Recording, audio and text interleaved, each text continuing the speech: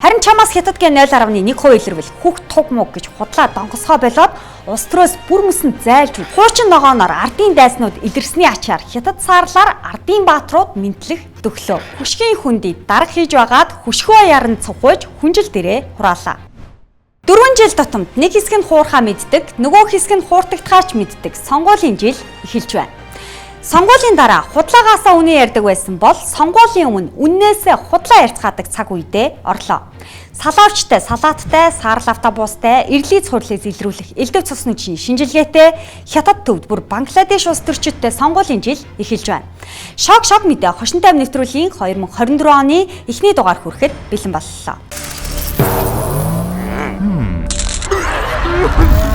Улсын хурлын сонгуулийн 76 тойргийг томруулж 13 болгон бүсчилсэн жалганы ат маань довны ноёдод том халгаатай байна.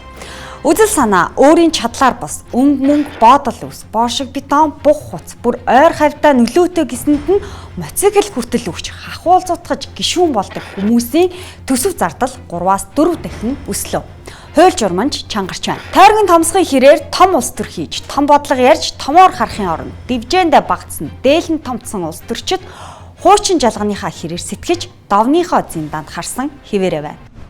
Дархнаас нэг удаа сонгогдсон Дамдин нэм гэдэг залуу тойрогтой байдаг ах дүүдээ бэлэг бэлгийн дээд бэлэн мөнгө бариад золгоовол сонгогчдыг татсан хэрэгт орох уу гэж асуугаад амруугаа алгадуулж бусдынхаа инээдийг хүргэж илэг дог боллоо. Одоо ядчил цагаан сар одоо ингээд 2 сарын 10-даар боолно.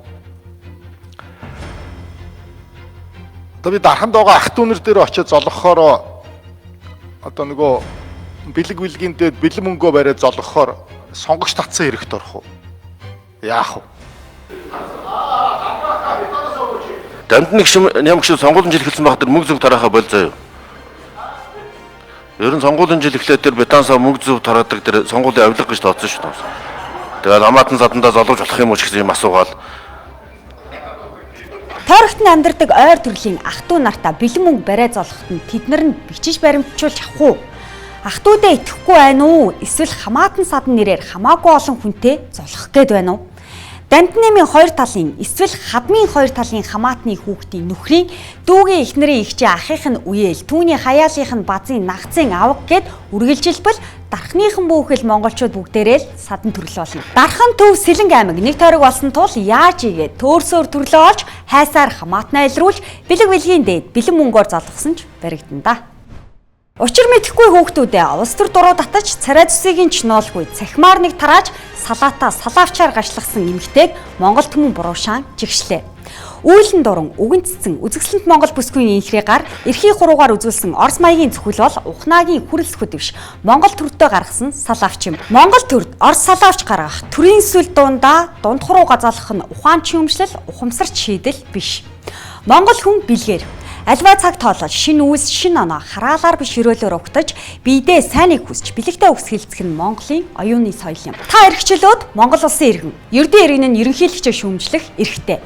Үг хэлэх, үзэл бодлоо илэрхийлэх үйл олон арга зам өмнө нь байна. Салаавч санал биш, дунд хуруу шийдэл биш. Бодлого шийдэл сонирхдаггүй, боодол ус нэгдэг, үзэл санаа бус өнгө мөнгө горддог, эдийн засгийн шийдэл ирдэггүй, эрлиц хурлиц хайдаг сонгуул эхэллээ. Энэ удаагийн цусны шинжилгээ хятадаар зогсохгүй төвд бүр Бангладеш хүн чилэрч магадгүйдээ хурч Монгол төр олон улс үндэсний наадам фестивалийн шинжтэй болж болцсошгүй байна. Энэ хүн бол Монгол улсын шадар сайд бөгөөд эдийн засгийн хөгжлийн сайд Чимдийн Хүрлбаатар. Чимдийн Хүрлбаатар ээж талаасаа хятад цустай нь инхүү нотлогдож байна. Экс ерөнхийлөгч асан Баттуулгын хувийн телевизээр шадар сайд Хүрлбаатарыг хятад өвөөтэй гэж зарласан. Хариуд нь Хүрлбаатарыг дэмжигчид Баттуулгыг төвд өвөөтэй гэж бичцгээж байна. Эрлиц хурлицээр нь дууддаг, хуваадаг. Ийм зүйл бол ерөөсөө л энэ Баттуулга гэдэг нь улс төрд орж ирсэн цагаас идэвхтэй болж гисэн. Өрсөлдөгч нарын дандаа тэгж илт усаар нь хэлж гаргадаг байсан. Шадар сайд Чимдийн Хүрлбаатар хамт цус гений шинжилгээ өгье. Надаас 0.1% хятад ген илэрвэл би үүр дуус төрөөс зайлъя. Харин чамаас хятад ген 0.1% илэрвэл хүүхд туг мөг гэж худлаа донгосгоо болоод улс төрөөс бүр мөсөн зайлж үзгих зэргээр Баттуулгыг цусны шинжилгээнд дуудлаа. Гений шинжилгээг хамт өгчөө. Тэгээд хоёлонгоос нь одоо илт усын гарвал хоёлаа хамтдаа энэ Монголын төрөөс улс төрөөс гар. Би очиод их сургуультай багшаа толгойч тэр юу баян үйлээ бол үйлөө тэр буудал зочдуудтай ажиллуулна үз. Баянгол тийм. Энэ маягаараа халах дөрөвдөөс Хятад, Төвд Бая дурынхаагаас Бангладеш, Индонез, Бурайд загчнаас Бутан, Бантуу руу хальж гарах шинжтэй байна. Хөл дүүшлэх хэдэн автобус мөнгөө төлөөд худалдаж авах гэсэн биш, улсаараа уурлаж, хотоороо хохирсон хэрэг явдал гэмт хэргийн олон ангид кино шиг үргэлжилж байна. Ёр вилэг гэж хэцүү. Саарл автобуснууд Бээжингээс хөдлөлөө шүү гэдэг зурагт ногоон автобус санаандгүй цухуулсан нь нэгийг сануулж нөгөөг бодууллаа. Хуучин ногооноор ардын дайснууд илэрсний ачаар Хятад саарлаар ардын баатрууд мэнтлэх төглөө.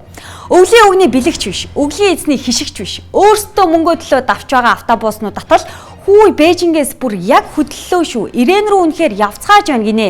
Замын үдээр ороод ирчихлээ штэ. Сүхбаатарын талбайд игнүүлээ зогсоожчихжээ. Үнэн үү одоо яана гих зэргээр хөл хөөрцөв болцгоолоо. Нөгөө талаар итгэл алдарч, сэтгэл зөвхөрч ихэд хаширсан хүмүүс эргэлзэн болгоомжилж нүдээр харж гараар барьж үзэх нь аргагүй. Нууц панзаар авсан ногоон автобусны 600 сэг 320 тэрбумын үн хүрсэн. Хаширсан олны хяналтаар авсан 600 сарал 150 тэрбумыг төлсөн. Нэг шин Хятад саарлын үн 250 сая төгрөг, нэг хуучин ногоон 330 сая төгрөг. Цавчаа ногоон дайл хэдийнэ 130 тэрбум төгрөг тавиад туурчихсан. Хохирол төлбөр нь барагдаагүй байгаа тул өнөөдөртөө саарл бүр дээр ногооны үн оногдож байна. Ууглан айхлан, утаа хайдаг, дүрлэлсэн шатдаг, өвгөн автобуснууд тэтгэвртэй суувал саарлууд нэмэгдлээ гэд нийт автобусны тоо өсөхгүй. Цавчаа ногооноос олж огцорсон төвчрлийн X сайд Сүхбаатар хиймэл оюун ухаан троллуудаас айж байна гин. Энэ сонгуул чинь цахим сонгуул болно, цахим популизм болно, цахим халдлагууд хийгдэнэ. За заримийнх нь хэлээд байгаа тэр цахим захиалах даллах гэдэг шиг юм улс төрчтэй эсрэг явна гэж. Одоо зарим нь л хэлж шít. Чамааг бол одоо улс төрийн захиалах цахим аллага ий шүү гэж бод. Нөгөө нэг кавичкэнд хэлвэл тэгж хэл. Ардын цэргийн жанчин Сүхбаатарыг биш автобусны жамын хорлоогийн Сүхбаатар цавчаа ногооны хэрэгт ялагдагчаар татагдсныг хиймэл ухаанаар биш өөрийн оюунаар санаж хуурамч хаягаас биш жинхэнэ хаягаасаа шүүмжлэх хэрэг чинь нээлттэй байгаа. Сонгуулийн жил эхлэхээс өмнө олон хүн нойрноос сэрж ноосоо тушааж байна. Улсын хурлын гишүүн асан оюун хорол хүшгийн хүндийг дарга хийж байгаад хүшгөө яран цугхойж хүнжил дээрээ хураалаа. Оюун орол нь улс төрд унаж усаж, унтад сэрсээр улсын хурал 3 удаа сонгогдож, байгаль орчны сайдаар 2 удаа ажиллаж байсан. Өдгөө 61 настай бүсгүй юм. Байгаль орчны сайд асан оюун хорлын нөхөр жаргал сайхны хувь эзэмшилтэй гарааны баригл тех компани Улаанбаатарын утаа болсон шахмал түлшний барьцалтуулагч Доломитын шохоо нийлүүлдэг гэх баримт бидэнд олцсон юм. Шахмал түлш нууцад хамрагдсан учраас баримт нотлохоо олоход хүндрэлтэй боловч бид энэ талаар тусгайлан сурвалжлага бэлтгэн хүргэх болно. Шок мэдээ хошин тайм нэвтрүүлгийн 2024 оны эхний дугаартаа хамт байсан эрхэм үзэгч та бүхэндээ баярлалаа.